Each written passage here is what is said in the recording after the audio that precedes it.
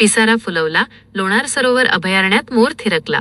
बुलढाणा जिल्ह्याच्या ऐतिहासिक वैशिष्ट्यांपैकी एक असलेल्या लोणार सरोवर परिसराला अभयारण्यामुळे भव्य दिव्य वनसंपदा लाभली आहे।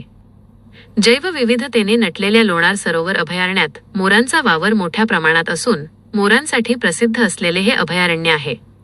लोणार अभयारण्यामधील पावसाची वाट पाहत पिसारा फुलून नाचणाऱ्या मोराचे विहंगमय दृश्य वन्यजीव रक्षक सचिन कापुरे यांनी आपल्या कॅमेऱ्यात कैद केले आहे।